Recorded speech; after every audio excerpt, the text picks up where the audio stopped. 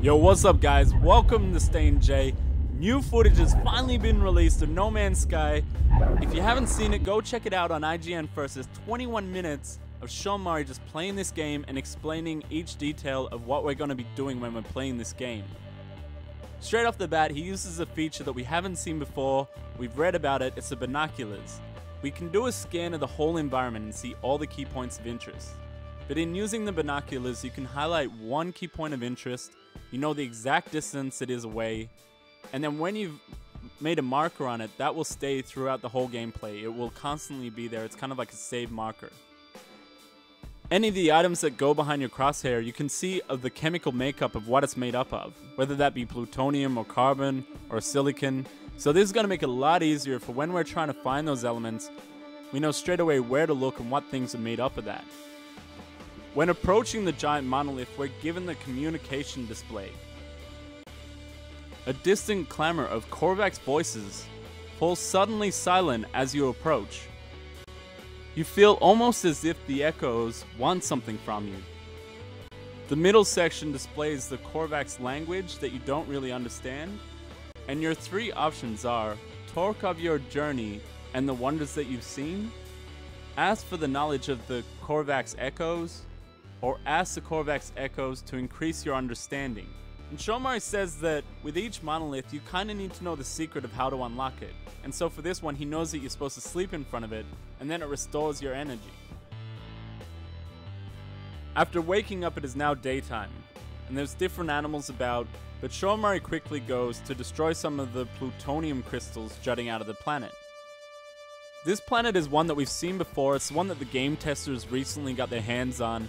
But to see it so much more detail, it's really cool to see all the different facets that are available. And even just the things that they were talking about. Like they were explaining that they did this, and you can imagine it. But to see it play out is really cool, as you guys will see.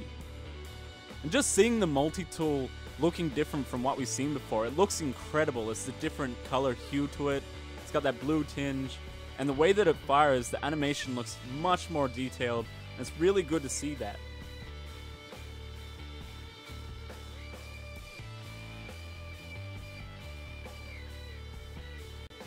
So the whole time Sean Murray's been playing, you can see now his thermal protection is offline because he's been taking damage from the weather conditions. His suit's now depleted, and he needs to get out of the cold. So he brings up his inventory. He's got some options to adjust his spacesuit, his weapon, and his ship. Sean Murray goes into one of the available slots in his multi-tool, and he goes to build technology. The technology he wants to build is a land disruptor. The item description for this displays an excavation tool that operates through the distribution of remotely charged plasma shells.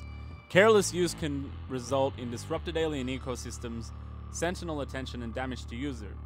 The requirements to build it are 50 silicon and 50 sulfur, and you got the option to build it. Sean Murray uses the land disruptor to just blast away down into the cave system. He said he knows this whole planet has these cave systems, so he kind of knew it was there. Down here looks incredible. You got these like firefly things, and also there's other crystal here. It's a green one. We don't know what that is. He doesn't actually shoot that, but there are other crystals and minerals on this planet in different locations. And the temperature's a lot more moderate, 24.6 degrees, so he's not taking on any more damage.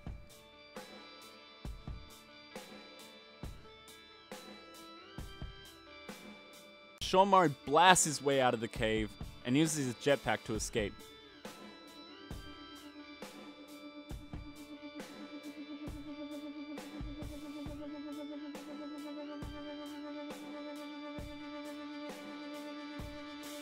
Now he's back in the bitter cold. We can see these new type of alien creatures, these kind of like crab-like creatures.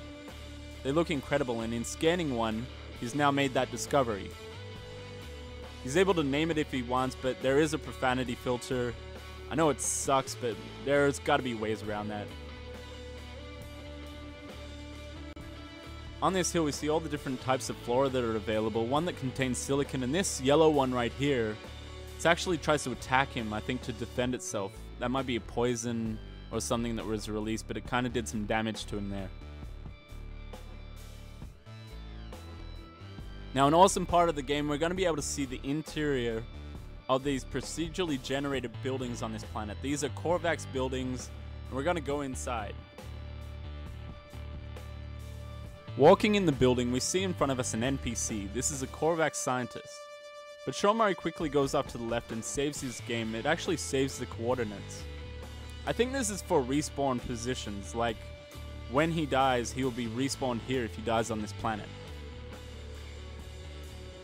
Now, talking to this NPC, it brings up the communications menu again. It tells you the current state of the Korvax. The Korvax entity speaks slowly, calmly, and considerately, so we know his attitude towards us isn't hostile. It has the Korvax native tongue, Iluki Ikino Traveler, Taurus Lado Eterek. Now, the Traveler is a word that we understand in English. It's highlighted in orange.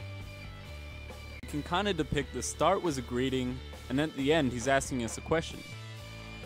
With our 4 different options, we've got thank the entity and take its offering, offer the Korvax entity something from your inventory, attempt to explain that you're a peaceful creature, or ask for help learning the alien's language.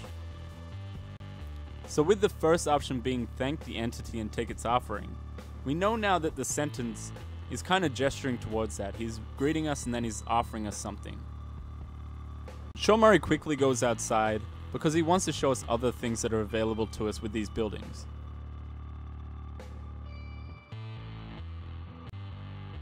So here we see a reinforced steel door on this building.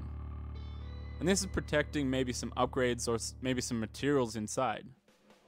And he says that there's 2 ways of opening this door. One is to either hack it, which is a more sensible option. But Shomari just goes ahead with his multi-tool and just starts blowing down the door.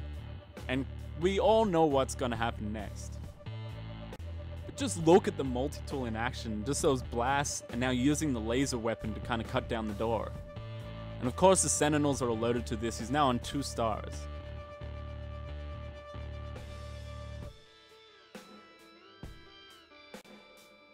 And in killing those 2, he's now to level 3, and just the combat looks so much more detailed now. It looks more vibrant. It looks awesome. And right there we can see these dog-like sentinels that are now attacking. They got laser beams coming out of their head. Now, even interacting with this Korvax processing facility, it says a loud electrical buzz can be heard from behind the outpost paneled walls. It has again the Korvax native tongue, which is Ano Tavash Amanavgur, and the 3 options we got, which is purge reactor systems, reinitialize product distribution conveyors, or increase plasma flow beyond safety parameters. Shomari opts to purge the reactor systems.